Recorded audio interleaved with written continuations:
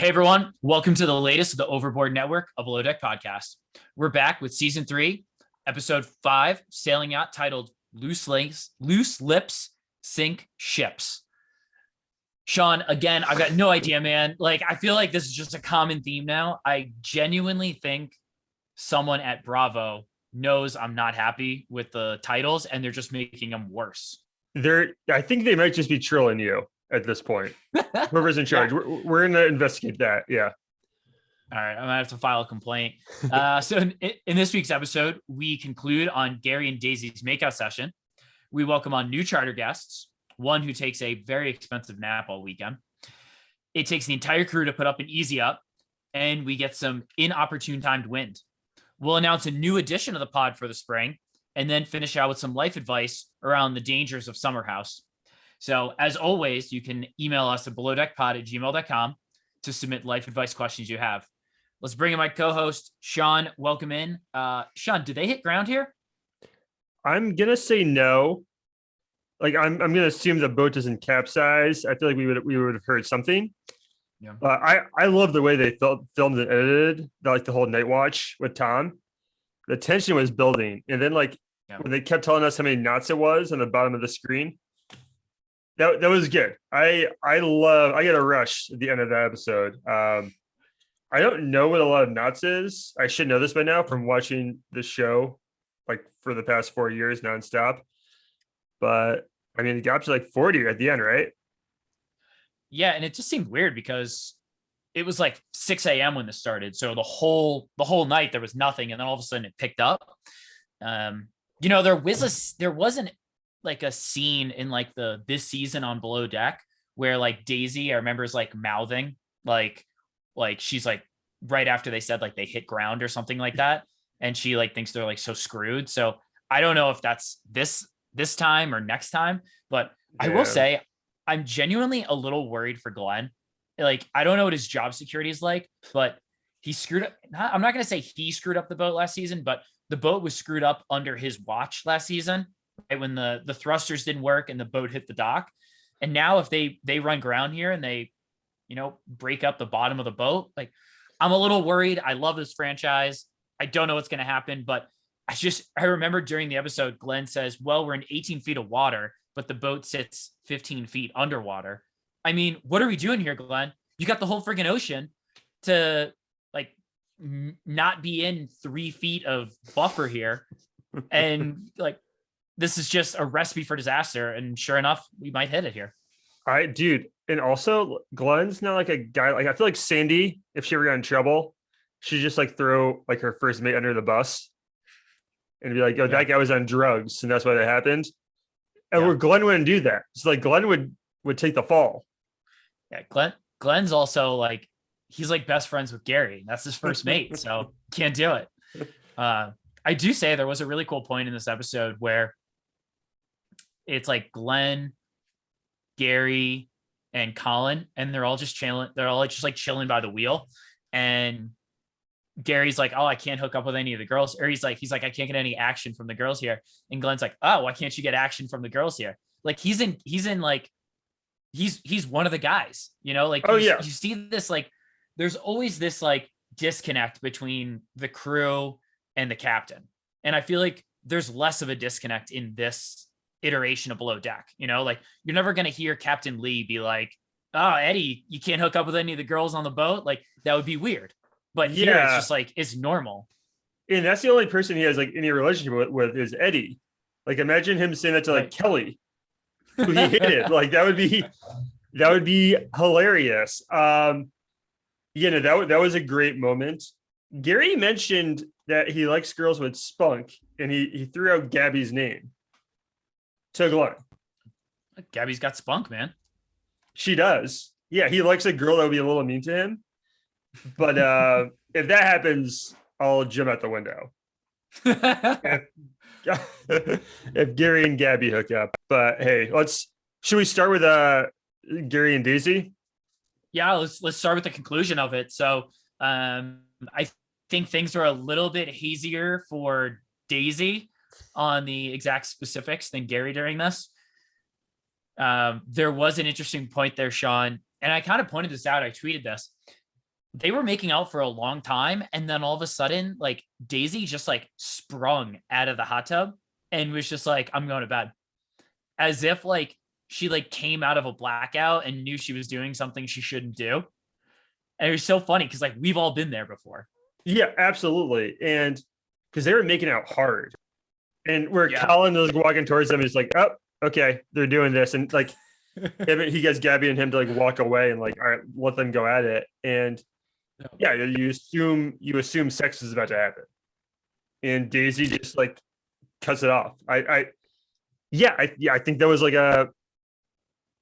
there's like a legal term for it involving wills, where like just a moment of consciousness, but just like the alcohol just disappeared for a second, and it was like, why am I Right. out with Gary? Yeah, Yep. I You don't know. realize where you are and you're like, I need to be anywhere but right here, right now. So she sprungboard out of there.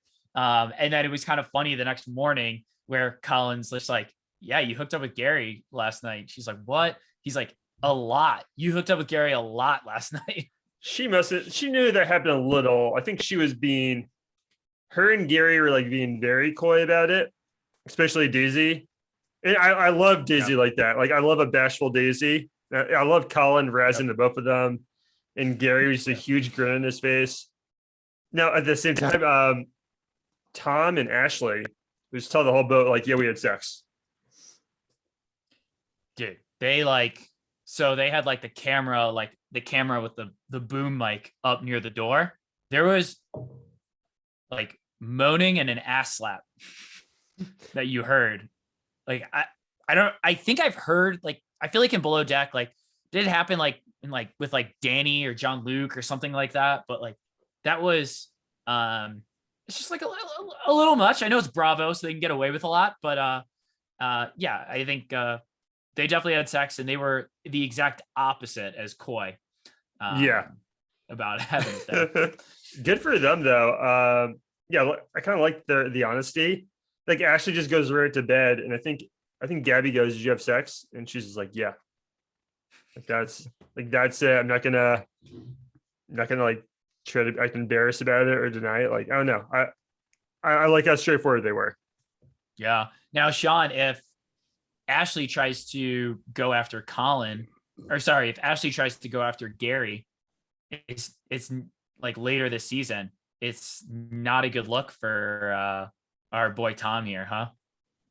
I don't. I think I don't. I wouldn't. I'm not worried about that if I'm Tom.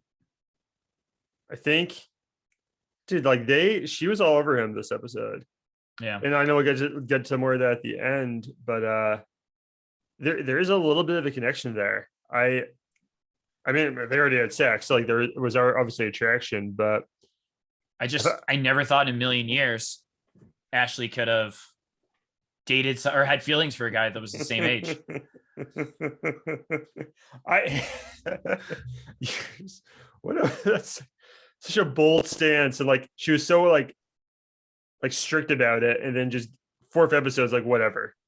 Yeah, I think I loved it the most when she's like, "Oh, you're so young," and Tom's like, "We're the same age. What are you talking about?" So I think he, maybe he obviously wanted to hook up with Ashley this entire season. So we'll see where that goes from there. But Sean, speaking of, oh, I was gonna say, like, we also got like sort of seen a different side of Tom this episode. Like when he's like talking to his friend back home about his dad, who seems like he was very close to his friend's dad, and like, Ashley's kind of comforting him later on that day. Like, I don't know, that they may be a relationship soon. I have no inside info, but yeah, it could be. I mean, there's not too many options to go around, and like, if it was any good, Ashley might just want to take the known quantity, right? With Tom. yeah. Or like, why? Like, obviously she knows Gary's not really that into her. Whether it be a one-time thing or not, hooking up, at least making out with Daisy right in front of everybody or in front of a couple people. But Sean, one thing, we saw a couple things we've seen in previous episodes with Ashley here. She is still not understanding the hierarchy of being third stew. So let's talk a little bit about Gabriella and Ashley. Want to. I do. So Gabriella, I think she's actually really strong in the fact that she's like, these are all the things we need to do. And she delegates some of these things to Ashley, the third stew. I don't think Ashley understands the hierarchy or just doesn't respect the hierarchy. So it's one of the two. I don't think she's dumb. So I think she just doesn't respect the hierarchy, but she's really like barking up the wrong tree when she goes to Daisy and she's like, oh, I don't like Gabriella's management style. And Daisy's like, all right, but like, we have to get this stuff done. So I don't like, you just got to do it. And like, kind of, what do you think about that, Sean? Loved it. Yeah, I think she was hoping Daisy would just talk shit about Gabby then too. Because it's like, she's kind of like sucking up like, Daisy, when you tell me to do stuff, I love it. But when Gabby does, it's so annoying. And like, right, you're, depending on, like I would say Below Deck season 8, if Ashley says it's a Ches about Elizabeth, Ches is like, right? She is the worst. Yeah. Yeah. Like I think Ashley's expecting like Daisy's gonna love the compliment and like take my side. Good for Daisy. I will say though, when Gabby like is talking to Ashley about the list, she's like, have you gone through the list at all? And she calls her babe. Is that condescending? I know girls don't like it when other girls call them sweetie or honey. I've heard that before. I don't think you're allowed to I don't think guys are allowed to call girls sweetie or honey anymore either. I think I've heard girls say that they'd rather a guy say that to them than a female superior say that to them. That something I've heard. All right. Maybe, and now I have old women at work call me sweetie and honey all the time. It's fine though. Sean, it's a double standard. You're just okay with it. And we'll talk about more double standards in this episode too. You know what? I love the attention. What can I say? Yeah. But I think calling another girl like honey at work in like that tone, there might be fighting words. I don't know. I was gonna say, is it like calling somebody pal? Like if I were to be like, hey pal, hey buddy, like no guy wants to be called pal by another guy, right? If it's like an old guy, it doesn't bother me. But if it's like someone younger than me, it's like, yeah, like we're the same age. It's like, what are you doing? Yeah, it's a move, right? It's probably the same thing. It's a move. John, I know earlier in the episode, Gabby she had a double check all of Ashley's hospital folds. Why is that what they're called? Dude, you're talking to a guy who barely makes his bed. Yeah. And when I make my bed, it's like the comforter just isn't wrinkled or isn't like in a ball. I don't know what hospital corners are. My mom was a nurse, so I'm sure they do them in hospitals, or at least that's where they originated. So I could talk to her about it. But dude, I have no idea what they are. I'm sure it's just like, it looks like a fold somewhere in the corner, right? Like there's like an actual fold, but like, I'm going to be honest here. The fact that like one's facing the bed and one's facing the door and the other one's not facing the door, that was like Gabriella's problem. Like that's like one of those things that it's like 99% of people aren't going to notice the difference. Yeah. I feel like they should come up with like a sexier term. Like I don't want to hear that term. I'm blowing my life savings on a yacht. Like hospital. Like I don't want to think about that. I want like, does someone really think, and now granted, I know like the whole point is to have like the top like 5-star service, right? And so maybe 5-star service is having like everything is proper and there's hospital corners in the same spots or something, or they're facing the right way. But it's like, do you think a charter guest is really going to come up and be like, the tip was going to be 20 grand, but the hospital corners kind of facing the wrong way. It's 19.5 now. Yeah. We got to get into that later. Gabby has like an ego about like her standards. That is probably like more, she puts more emphasis on than there needs to be. Which like is a really good thing to have in a second stew, because now Daisy doesn't have to like micromanage. And it's like, yeah, Gabrielle might take a little bit longer, but it's going to be done right.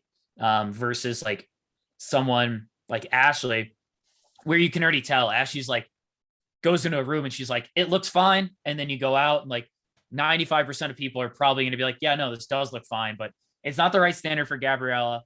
And, in a super yacht, maybe those aren't the standards you're supposed to have. It's supposed to be higher. So yeah,